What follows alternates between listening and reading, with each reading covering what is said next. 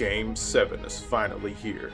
An Alpha and Omega duking it out to see not only who will advance to the next round, but also who's the MVP.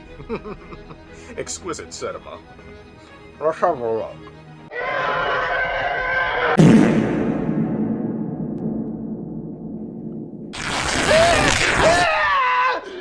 It's like a Saw movie. And Taco Bell, what made y'all up and decide to start making nuggets? We already have positionless basketball, now we have positionless franchises. Some people don't know their role. Yet another highly anticlimactic Game 7. First it looked like the Nuggets were going to pull away, then the Thunder went on a run, and then it got neck and neck, and I thought, oh, this is going to be a slog. And then came the third quarter.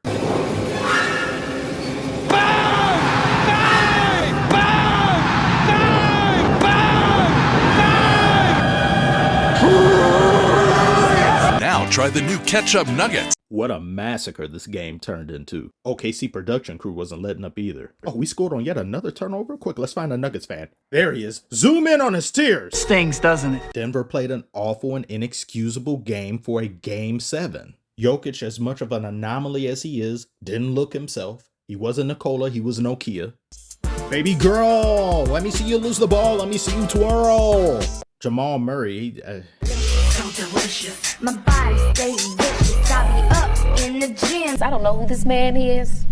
I mean, he could be walking down the street. I wouldn't know a thing. MPJ transformed into AFK. 0-4 shooting from three-point range, 37% shooting. I've said numerous times he's the X factor for the Nuggets, or at least I feel he is. If he plays decent, there's not much hope for the Nuggets opponents. If everyone plays damn Christian Braun. Saying my own name is weird. Did I forget anybody? Oh yeah, Russell Westbrook and Aaron Gordon. Let's start with Russ.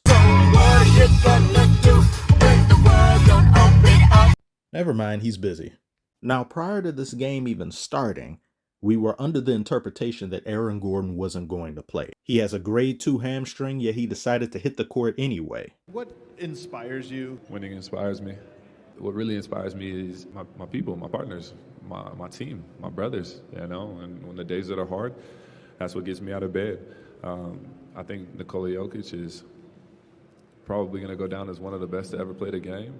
So, you know, working my tail off, working my ass off, so he can maximize his time in the NBA. Same thing with Russ. I think he's going to be a Hall of Famer too. So doing whatever I can to try and get him a ring, you know, and just holding up my end of the bargain. So at the end of the day, these guys win too. And I think that's what really inspires me. Now, I have a bit of a quandary with acts such as these. I find it inspiring and respectable that a player is willing to put their health on the line to continue to play even when they shouldn't. That's tried and true inspiration all throughout sportsdom. However, I feel as though it's a bit of a double-edged sword because yes, your sacrifice is noble. It increases the morale of the team. It makes us push ourselves that much further. But I can't help but not see you as somewhat of a liability. There were people who had qualms with what I said about Jimmy Butler's not playing well against the Timberwolves, stating, well, he had a deep glute muscle contusion. That normally takes a few weeks to heal. And him still being out there has nerfed him. It's diminished him. His burst wasn't there. He didn't look like the same player. But when he scored 33 in Game 3, I didn't hear any of these same people make light of his injury or constantly bring it up to the same degree as when they lost. A player can still have a great game while dealing with an injury. I'm not saying that's not possible. But what I find mind-numbing is that when players are injured and do bad, you can't criticize them at all. When they're injured and do good, the injury will seldom get brought up unless it's used as a means of attack. I can say Aaron Gordon did great in the first quarter. He had 5 rebounds in just, a few minutes of the game, and he gave the Nuggets everything he had in the first half. But in the second half, he didn't display the same level of production as he did the previous half, nor do I expect him to. This is where my heart and mind are at odds with each other because my heart is very inspired by what I see an Aaron Gordon do, or a Jimmy Butler, or any player throughout NBA history that's played with an injury. That's just the makings of a movie. Everyone loves to see that. But my mind is displeased with the situation because due to your injury, you can't possibly give more than what you've given, and our opponents can take advantage of you in your weakened state. I find myself very mixed on it, so mixed even that My conclusion of thought is that depending on how severe the injury is, if it's what Curry had, he's dealing with his hand, or if it's nicks and knacks that are clearly painful but don't disrupt your play to that extent or degree, I can understand you still getting on the court. But if it's something that's debilitating, that's going to make you inoperable, I don't think you should come back. I give my complete and undying respect and admiration for what Aaron Gordon did anyway, because even while in this state, he was still able to secure 11 rebounds and produce more than multiple other Nuggets who were healthy. If you disagree with my sentiments on the issue, feel free to express those in the comments below, or give me your food for thought or your wisdom as we see this rabid dog dunk the ball. This bald mosquito was a pest among pests this game. Max prestige pest.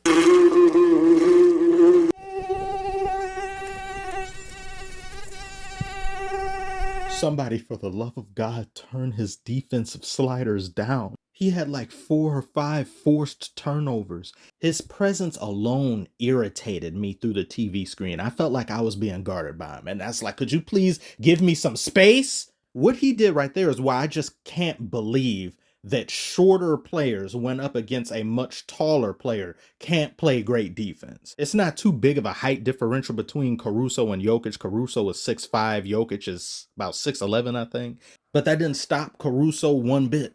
SGA, clear-cut MVP of this game, but Caruso was like MVP but lowercase MVP. When the Thunder were down, Caruso displayed such tenacity. He was the jumper cables and battery to the OKC engine. You can't help but get psyched up when you have a player on your team like Caruso getting these amazing turnovers, getting these amazing steals on players he shouldn't be getting them on. Brilliant defense to be matched by great offense. Calling the Thunder the best defensive team in the NBA this season, if anything, is somewhat watered down with how great defense they play. Especially in how they were able to contain Jokic and neutralize him in a way that I haven't seen too many teams or players be able to accomplish. Hartenstein alone has done great on Jokic, but OKC wasn't satisfied with that. They as a team limited this man's capabilities. Not only did they do such a great job of guarding a lot of other Nuggets players, they wore this man Jokic down game to game, similar to how water erodes rock. Downright suffocating defense that if Jokic pulled out a mask and an air tank, I wouldn't be surprised. I would implore it, actually. Thunder did an even better job guarding Jokic than the Clippers did. They turned him into Nikola Pac-Man.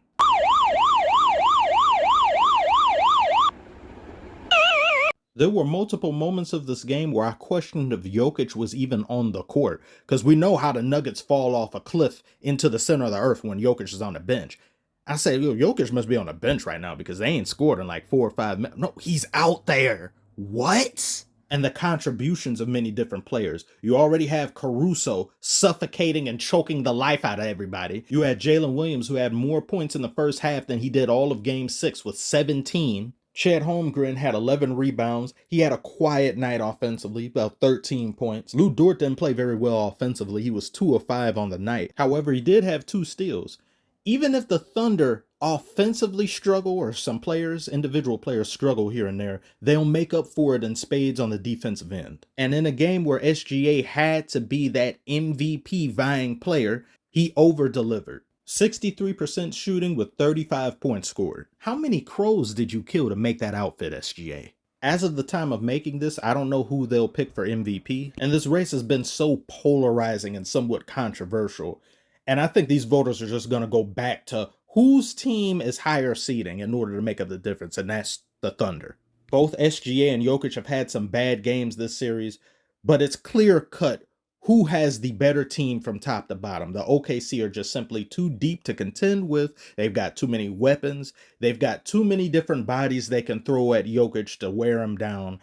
And Jokic just frankly needs help, and everybody sees that. The CBA being what it is, I think is what ultimately did the Nuggets in these past few years. If it wasn't so stringent on the second apron and everything else, I think we could have very well had seen back-to-back championships from the Nuggets. They wouldn't have had to unload Bruce Brown and KCP. I don't believe Mike Malone was the true issue. I think David Adelman has done a great job, but that was just, to me, an unnecessary firing to go with a slew of other unnecessary coach firings. Changing for the sake of change sometimes isn't smart, especially when it kind of sets you back in certain areas or it doesn't attack the true epicenter issue that's plagued your team the majority of this season. While y'all go horse riding this summer, your main objective should begin and end with help for Jokic. Yes, he could have played better. He should have played better. But even had Jokic had played better, they still would have lost because this blowout was embarrassing. OKC versus Timberwolves, that sounds cinematic to me.